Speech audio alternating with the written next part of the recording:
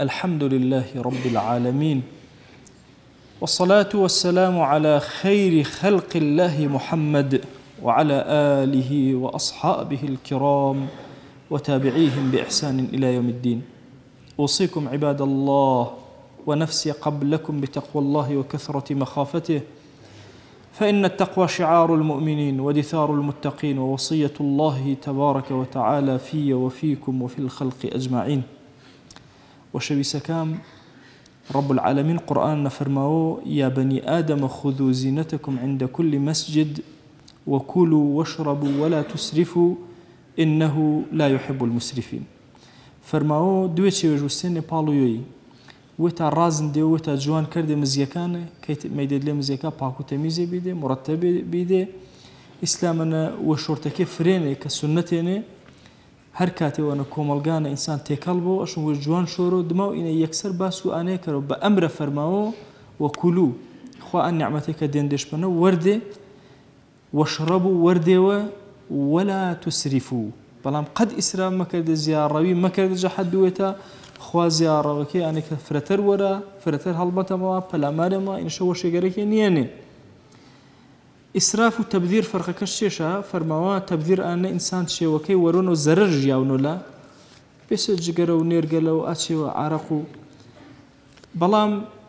إسراف كامنة شيء وكي إسفادل ياونو لا بلام جحد وش تجاوزش كده. إما رنجا كسمة أهل تبذير نبي بلام أهل إسراف زيادة جحد وما ورمه. أجر قرار بو بدتي كثير ما ورده بو إما بانزور إي زيادة الروية بنجمع سريو إسراف. فرماو كلوا واشربوا وردي أمرنا إنسان ما بو نورو واجب أسرشك وارديش هر بأجر طاعت وجه أمر خواجه بجي كردنا وارديش كورو هر عينا شو أمر خواجه بجي كردنا. ابن القيم سيرته بيغمريين صلى الله عليه وسلم فرماو وشويسو ظليما فرماو هرشي وكان نبي لاشو حلبش بين نكري قوش نايبن اگر چی وج ام وردس شو حاضر بي هرشي وبي ورش وش الروايات كان ويني جاري كان وشويسو ظلي واسمي قوشتو بزي حاضر بي ان واردنش جاي كان هنو مية حاضر بي واردنش جاي كان وشتر حاضر بي واردنش جاي كان نا كوتشنا نسياو كردنش دلي السركيرة شيء السركية واردنش هرشي حاضر بيابو فرماو أنا شو واردن هرشي نزيك كريابو لا آيو طيبات وطبيعتش برده وش واردنش وشويسو ظليمة فرماو هيش كاتي عيبج نجرتن جواردكا إي واردشا بيسنن ونشا باسنن أبدا إي عيب نجرتي فرق ورن إنساني إيمان دار أش مهوشيار بو واردكا الصولا تنج مورا وقسيمة كده واردك فرد شربا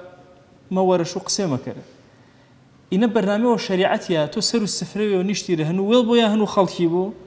عيب جهد شيء مجري هرشيل بنور يا وريشو أبي تري واسنا مارينا فرما هو شيء سودلي أشيء كواردينش فرفرين حلوا جواردين هنجوين جواردن قشتو وشتري جواردن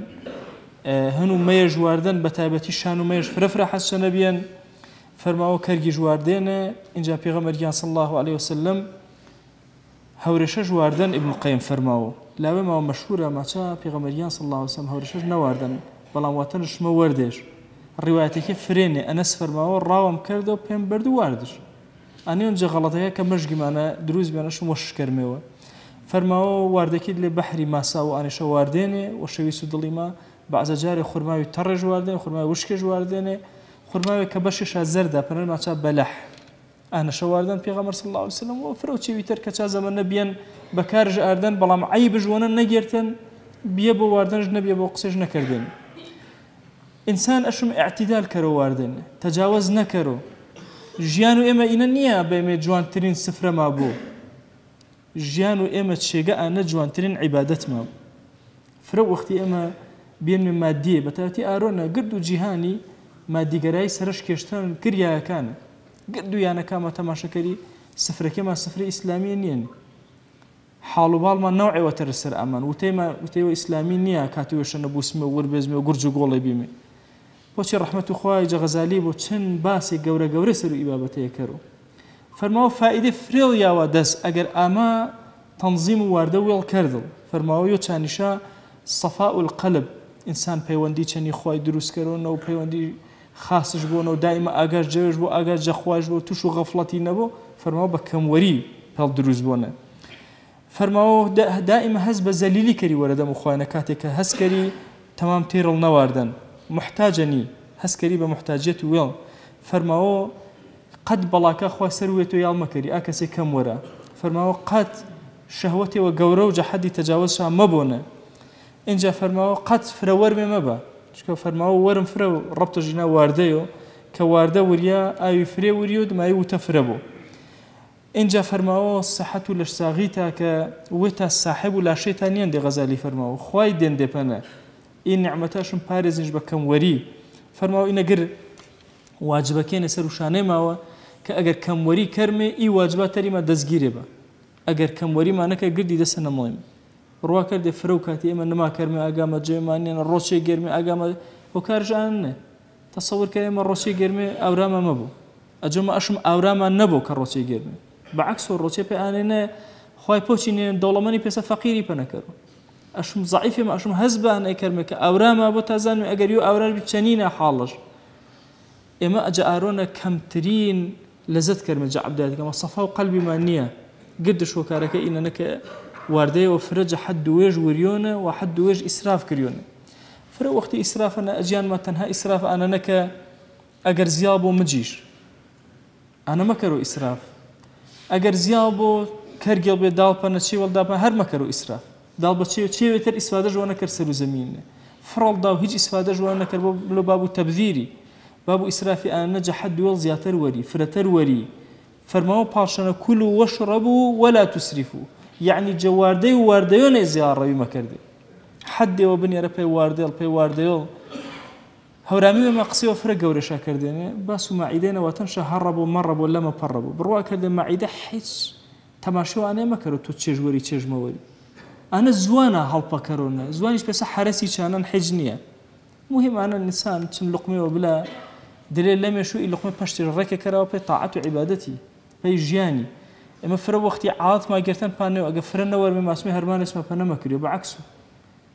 ئیمامی غەزالی کە یۆن طەبیبە گەورەکە فەرماوە ئەگەر فرە ڕوات کەمترین هەرمانە کرد فەرماوە ئا کەسێک کە پاسە بزانەوە ئەگەر فرە ژوات هەرمانە فرەکەرەوە نەیاوانن هەر خود و ئا کەسێ چن کەرەوە ئەگەر کەمش کردەوە واردەکەش دوێ قات وانێتەوە هەرمانە کەرەوە یان جای چیان تەڵەبە ماچۆ وەڵام من ئەگەر واردە نەوەرو مەسەلەن سعیان پەنە مەکردێ بەعکس شريعتنا فرموا تا لما حال يبو زيادة مشغول كريان وفكر الكريان وتاوي سعي فرتر كري مهم اما اي شريعته برنامج بيقرشي مانيانا برنامج بي سفر واردش مانيانا اما مكريو عالمي اسلامي زحمتيه فرق قورنا بو اما سفر وشينا بيمي اش مزان دائما هوش ما بو رنقا كسيو افريقي يرى الرجال تاو سر سفر ونشوره شيء بسيط قول انا ورو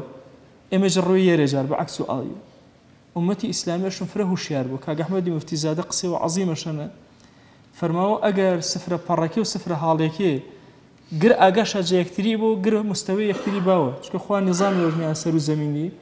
جردو إيه إنسانا بيو مساويين فرماو أجر إلى جويش أجيرا وبشو أويشابوا جر مساوي با بيس يكترين كأنه فلسفة وفرجورو كاج أحمد مفتي زادين برحمة بو يا ربي داوا كرم جزاته باكو پروردگاری خوا هانا پلا تو مرمي رحمته بزيم جمل ماره بلا مصيبتك سر ما ولا بره بركه خيري سر ما كرو يا رب العالمين يا ربي خوا داوا وانا كرم برنامج جوان وبصفتي برزه باسمي عظمه اما ورو خاطر اختو خوا امامي خطبه يا الهي امامي جمعه داوا وانا كرم بي خاطر غوري والجا قدغنا حكامه وجبه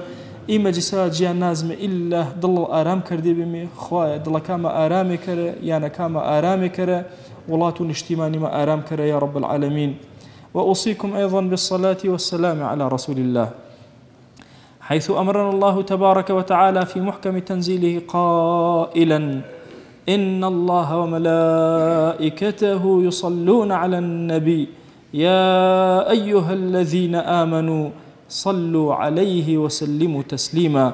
اللهم صل على سيدنا محمد وعلى آل سيدنا محمد وبارك على سيدنا محمد وعلى آل سيدنا محمد كما صليت وباركت على إبراهيم وعلى آل إبراهيم إنك حميد مجيد اللهم اغفر للمؤمنين والمؤمنات وللمسلمين والمسلمات ولمن أنشأ هذا المكان. اللهم أعز الإسلام والمسلمين وأهلك الكفرة والملحدين. اللهم انصر من نصر الدين واخذل يا رب من خذل الإسلام والمسلمين. اللهم آت نفوسنا تقواها فزكها أنت خير من زكاها، أنت وليها ومولاها. اللهم لا تدع لنا في مقامنا هذا ذنبا إلا غفرته، ولا عيبا إلا سترته، ولا حاجة من حوائج الدنيا إلا قضيتها، ولا مريضا إلا شفيته، ولا عاصيا إلا هديته، ولا شابا إلا أصلحت، ولا مجاهدا في سبيلك إلا نصرت. آمين آمين والحمد لله رب العالمين. أقم الصلاة يرحمكم الله.